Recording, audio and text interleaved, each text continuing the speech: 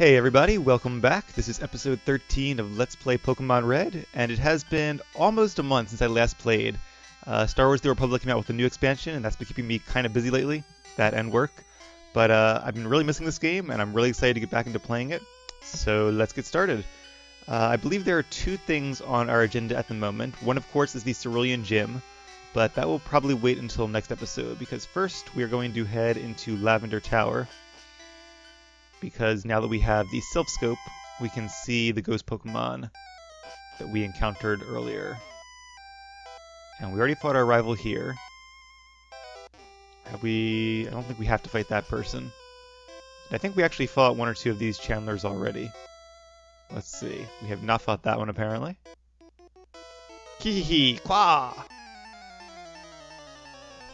If I'm not mistaken, these channelers I think all have Ghastlies and maybe a few Haunters. So not a lot of diversity there. But it is interesting to see some Ghost-type Pokemon. Oh, Nightshade. Ghost Pokemon are actually pretty powerful in Gen 1, even though there's only 3 of them. Nightshade is a good move that does your level in damage, so as you can see it did 24 damage. They also know Confuse Ray, which is obviously a really annoying move. What am I doing wrong? So I'm going to try to skip that one for now. And here's a Wild Ghastly. They can also know Lick, which can paralyze your Pokemon, so a lot of really annoying moves. Hypnosis, which puts you to sleep. They do pretty good damage, and they also tend to focus on status effects. I'm going to actually run away and pop a Repel, because I think we'll be facing enough Ghost Pokemon as it is. And because these channelers all tend to have the exact same teams, I'm going to try to avoid them when I can. Just so we don't end up seeing like 15 different battles all against Ghastlies with the occasional Haunter thrown in. The Ghastly line also tends to be very fast and has a pretty good special stat, so that also makes them fairly tough opponents. Now the weird thing here is that from Generation 2 onward, you would want to use Bite against a Ghost Pokemon because it becomes a Dark-type move, which is super effective against Ghost types, but because it's Normal-type at the moment, it would actually do nothing to them. And from Generation 3 onward, you definitely would not want to use Dig against Ghastly or its evolutions because those Pokemon have the ability Levitate, which makes them immune to Ground-type attacks. But for this generation, they are not immune, and because all 3 of those Pokemon, Ghastly, Haunter, and Gengar, are also part Poison-type. They're Ghost and Poison. They happen to be weak to Ground-type moves like Dig. An Awakening, we may need that later. And I'm pretty positive you can come back and fight these channelers after you clear the tower. So that's probably what I'm going to do off-screen. I'm going to face this one just so I can, Ghost! No! Qua! Don't know what that means. Trying to scare us by yelling out Ghost. Another Ghastly. But I do want to see what's up north of this channeler. We only have 7 Digs left, but we do have some Elixirs. Definitely miss my Lepa Berries from Let's Play X. Where's the Ghost? Actually, I think the ghost she's referring to is upstairs. It's probably the main ghost. Alright, guess there was nothing over here. Kind of a waste of a Repel. Or wasted some of my Repel.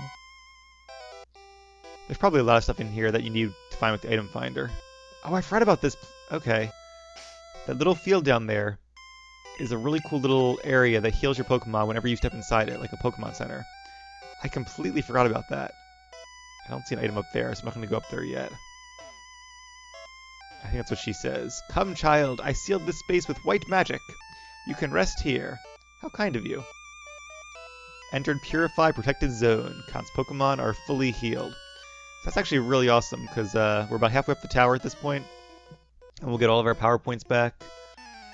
And this channeler is talking about zombies, but I think she's confused, because there aren't any zombies here. Just Ghost Pokemon. And I'm going to keep using Send Them, because Dig is, of course, super effective. There's Confuse Ray. And it seems like that level up really helped, because now we're faster than the Ghastly. Or at least than that Ghastly. which means it does not get a chance to attack us before we one-hit KO it. Hey, a nugget. Can definitely use that. Get some extra cash. And I'm not going to go down there. I don't see any item. Oh, I do see an item. Alright. Let's go see what it is. Give me blood. This place is really, like, creepy.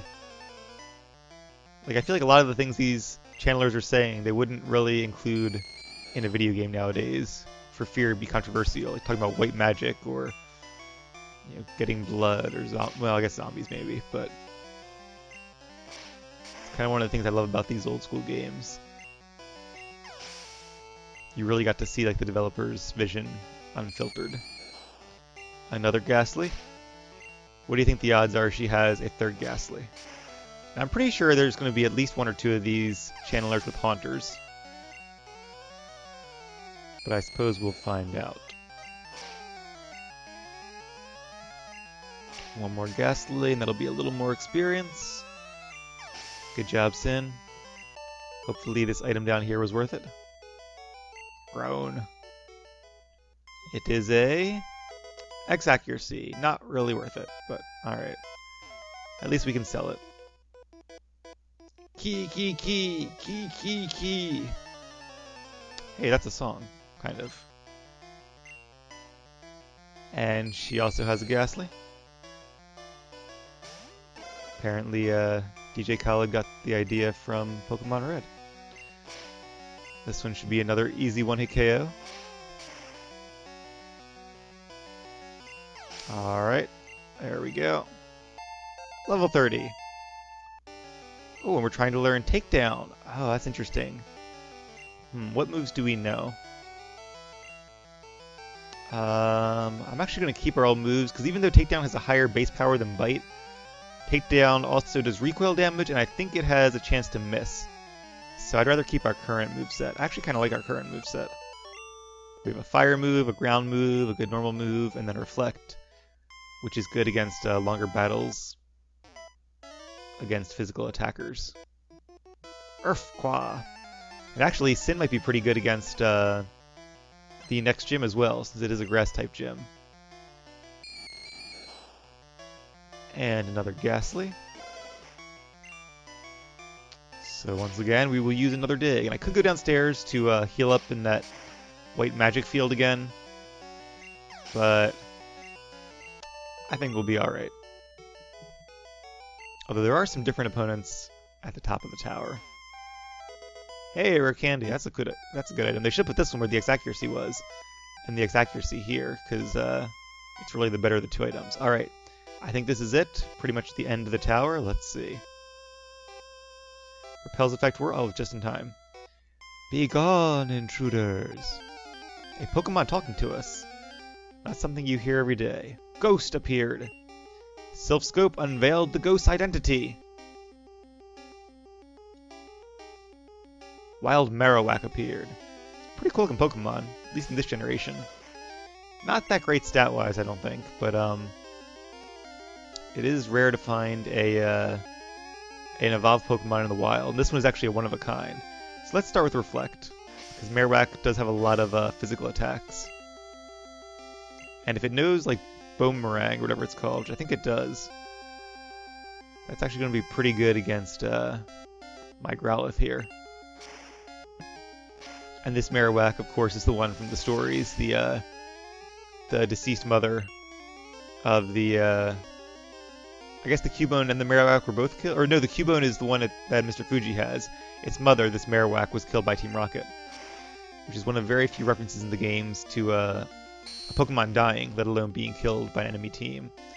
I think there's one guy who blames Team Flare for his Pokemon's death in Pokemon X, but whether or not he's making it up, we don't know. The question is, do I catch Marowak, or do I just defeat it? Let's give it one try, just to see. Since, like Snorlax, this is kind of a unique Pokemon, I'll use one Great Ball. Actually, you can't, that's right, you can't catch this Marowak. This Pokemon can't be caught. Well, it's a shame I remembered that right as I was throwing the Pokeball. Oh well. Let's put Marowak to rest. The ghost was the restless soul of Cubone's mother. The mother's soul was calmed. It departed to the afterlife. And if you come to this tower before you get the Silph Scope from Giovanni, you actually can't go up to this floor up above. So you have to do that first. And we have a few rockets ahead of us. What do you want? Why are you here? So these must be the same rockets that killed that Marowak. And I'm not really sure what they're up to. Oh, I think I might know, kind of. But I suppose we'll find out. Zubat is another annoying Pokemon, and because it's part Flying type, it is immune to Dig.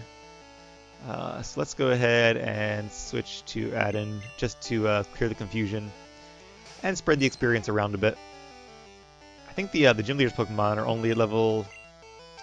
If I remember correctly, I think they max out at level 29.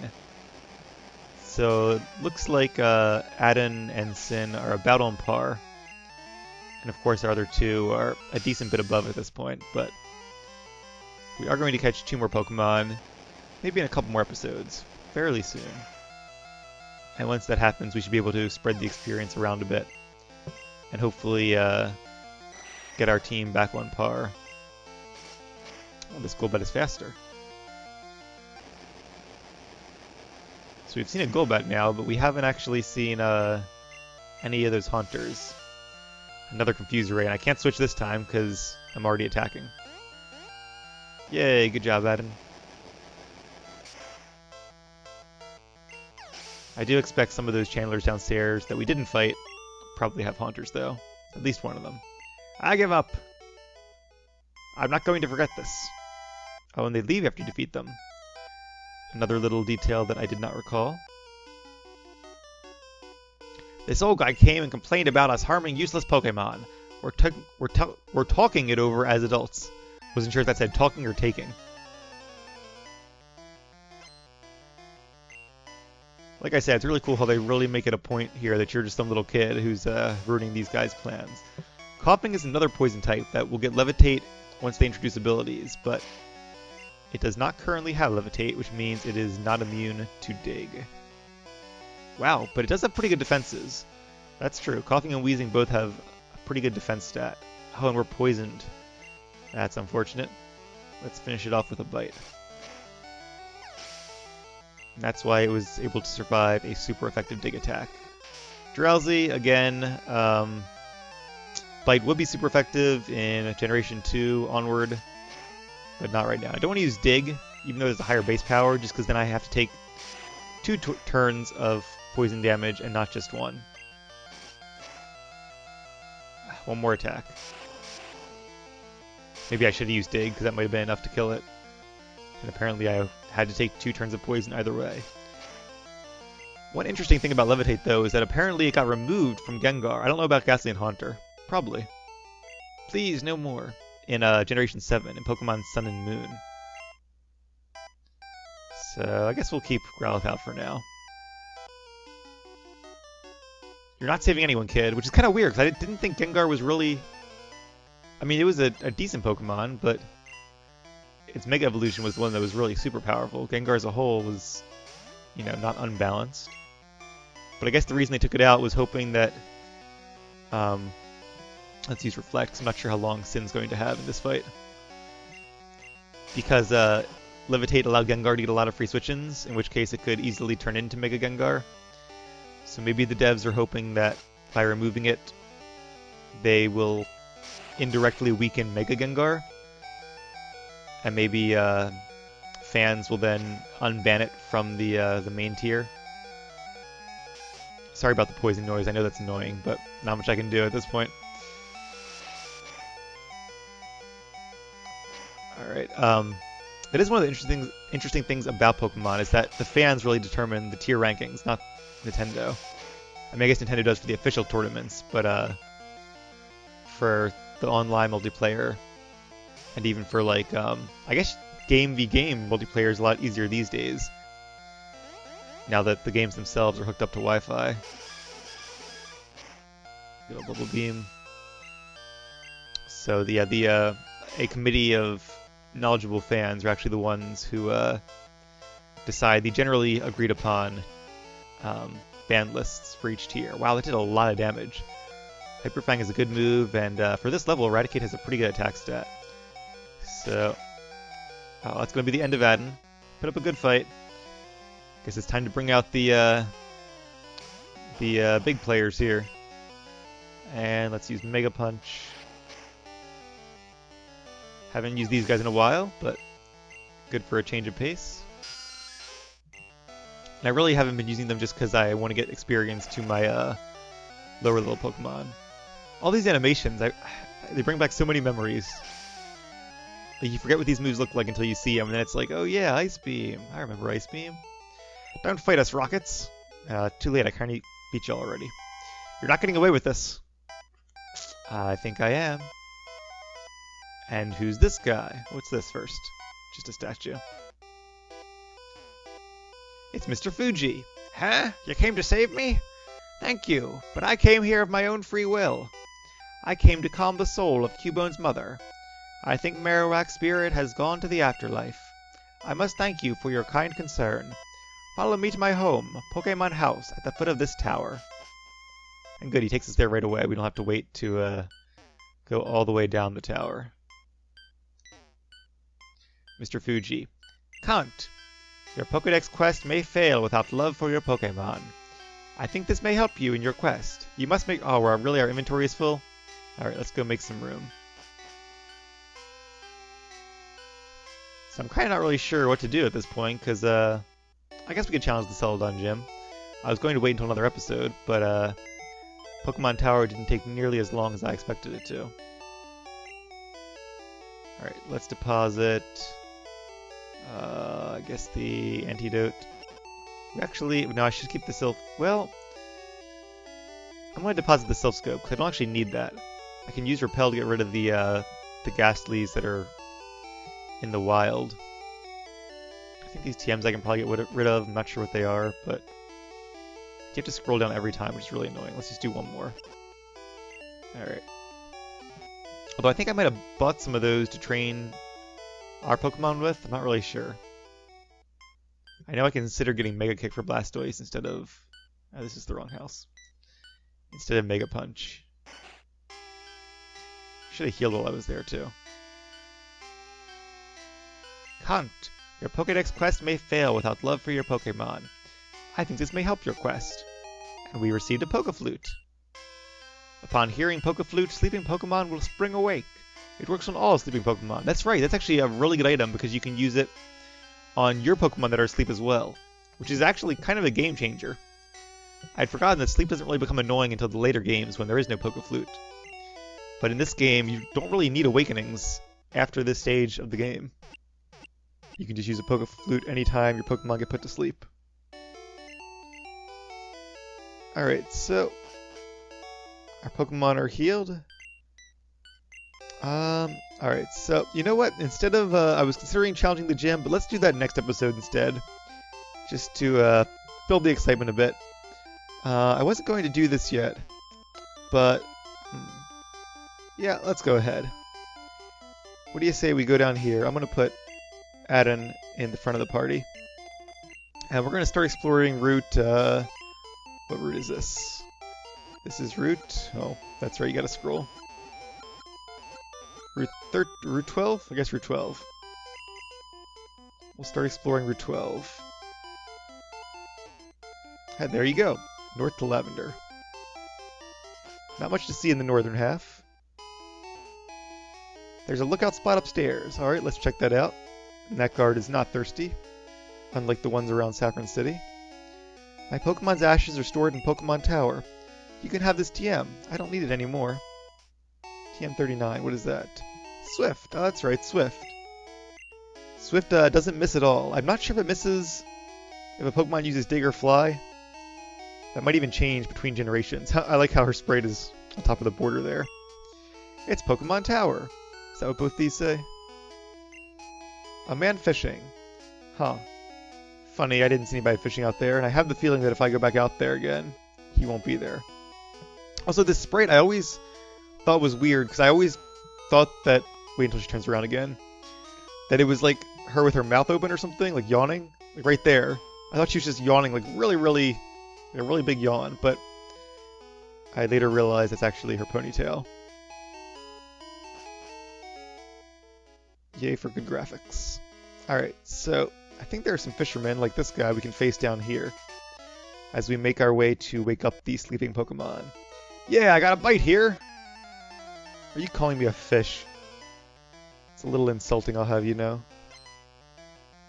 Alright, he's got 3 Pokemon. Starting with a Goldeen, a pretty typical fish Pokemon. And one of the reasons I put Adden in the front of the party is because of Thunderbolt. It will be super effective against these water types. Plus, he's right now our lowest level Pokemon, so nice to get him some experience points. And Poliwag. Hypnosis. Aha. So Poliwag's faster. I didn't know Poliwag was that fast. Interesting. Alright, well, what do you guys say we use our brand new Pokeflute? Couldn't have been a better time. Although, honestly, I did say I wasn't going to use items, but we'll make an exception for the Pokeflute at least this one time to show it off. In the future, and I won't use it during gym battles, I don't think, because I like gym battles being a challenge, and the Elite Four and Rivals and all those things. But for these little battles anyway, where it's, you know, there's not really a real chance of the enemy winning, to save time and annoyance, I might just go ahead and use the Pokeflute if any of my Pokemon get put to sleep. Level 29. Very nice. And another Goldeen. So Goldeen's an okay Pokemon. Goldeen and Seaking, they're kind of two that you easily forget about. But Poliwag, if you can catch one, and I think you catch them, like I said, by fishing with a good rod. Such a small fry. A good rod or a super rod, probably. In that pond back in Viridian City. For some reason, I seem to remember that. So we can't surf on the water yet, so we can't get this item. But we'll have to remember this and come back at some point. Anything up here? Nope. How about down here? Be patient. Fishing is a waiting game. Now, I don't remember if we have the good rod. I know we have the old rod. Actually, I don't think we do have the good rod. Because I seem to remember you get the good rod in Fuchsia City. And the super rod you actually get on this route we're on now, which leads to Fuchsia City. Which is kind of backwards, but I think they probably expect you to go... So I'm not really sure, because I would say they expect you to go to Celadon and then south on Cycling Road. But you have to come back... Oh, Wrap. I hate Wrap. I'm pretty sure you can't even switch either. Because Wrap keeps you bound. But you have to come back to Lavender Town to get the Pokeflute, so it kind of makes more sense to go south from here. Like we're doing right now. But I guess you could really do either way. It does seem like in these games, the devs were a little looser or rougher with like gating things. So it gives the players a little bit more choice of how they play through the game, which is a good thing in my opinion. But it does very much seem like they expect you to come down Cycling Road and then back up through this route. And then it also seems like they expect you to do Koga first and then come back and defeat Sabrina later on. And Silph Company as well, just based on the level ranges. I think Koga's actually the 5th badge and Sabrina's the 6th. Although if I remember correctly, I think their Pokemon are actually about the same levels, so I don't know. I know Sabrina's traditionally a harder fight. That's mainly because her Pokemon are Psychic type, and Psychic types tend to be pretty strong in this generation, unlike Poison types, which have a weakness both to Psychic and to ground attacks. Even though Bubble Beam isn't very effective there, critical hit. I figured I'd use it to finish Goldeen off because Takedown can miss, I think, and I wanted to save my power points for Thunderbolt. Too much! Got some nice money there too. Anything over there? Nope. I've always enjoyed this route. These little piers on the water. It seems like it would be a really nice place to walk on in real life. At least if it was maintained well. And built well. I also like if there was a bit of grass randomly growing on this pier. That'd be a cool like fan art project. If people did like fan art of these different routes, what they would really look like. I mean, I guess you could like watch the anime and see there, but I feel like the anime is only loosely based on these in-game routes. Another fast Poliwag. I guess they are faster than I recall. Or Dratini is slower, one of the two. Maybe a bit of both. Like I was saying before, though, if you start out with Charmander or Bulbasaur and you need a water type for your team, Poliwag's a pretty good choice. There's a lot of good choices in this game. There are a lot of Gen 1 water Pokemon, as anyone who plays Pokemon Go, I'm sure knows. But yeah, Poliwag has 3 stages, and the final stage, Poliwrath, is both fighting and water types. You can teach it like Surf or Hydro Pump and Submission, and good normal type moves, so it can have a fairly diverse move pool. Slam. Delete an older move to make room for Slam. I guess we can delete Takedown. I'm not sure if Slam is better, but I know it doesn't have recoil. Let me just give me 1 second real quick. I'm gonna Google Takedown in my other window. Just I want to see if it can miss or not. And unfortunately, you can't preview moves in this game. Takedown can miss, yes, 85. Whereas I think the move Slam has less accuracy. It does. Less accuracy and less base power, but no recoil damage. Tempting. Let's see. 90 base power to 80 and 85 accuracy to... let's go ahead and do it. Item for Takedown and add and learn Slam. That's pretty awesome. And a Horsey. Horsey is a good water type Pokemon to train in Gen 2. But in this gen, it can only evolve into Seadra, which is an okay water type. You could definitely get the game with it. It's kind of like Seaking or Kingler in that regard. They're okay, but they're nothing amazing. Gyarados would actually be a good catch. And what's this? Adon is evolving! Here we go, one of my favorite Pokemon in Gen 1. It's Dragonair! And Adon will be a Dragonair for quite some time, because Dragonair does not evolve into Dragonite until level 55. Dragonite will be well worth the wait, though, when we get to that point. Speaking of water types and their prevalence in this gen... Oh, look where we are. Hold that thought. Sport fishing area. Alright guys, you ready to use the Pokeflute and wake up the Snorlax? Should I save the game? Let's just go ahead and defeat this Snorlax here. Because I don't have too many Great Balls. Oh, I have to actually go into items and use the Pokeflute, I guess. That's cool. Makes you think a bit.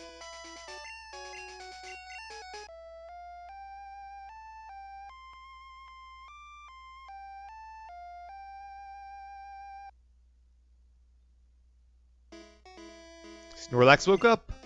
It attacked in a grumpy rage. Here we go. Snorlax is one of the most powerful Pokemon Generation 1. Another one of my favorites. So, if I get it low on HP, I might try to catch it. Look at Dragonair's back spray. Could use some work. But not going to be my main goal here. Because there is one more in the game. There are only 2 in the entire game, but there are 2, so... Oh, Rest, it knows Rest. That could make this a challenge. Even to defeat it could be a challenge here, because obviously Rest heals it all the way up. And also removes status effects. And it does have pretty good special defense. Let's try Slam. I think that did a little more damage.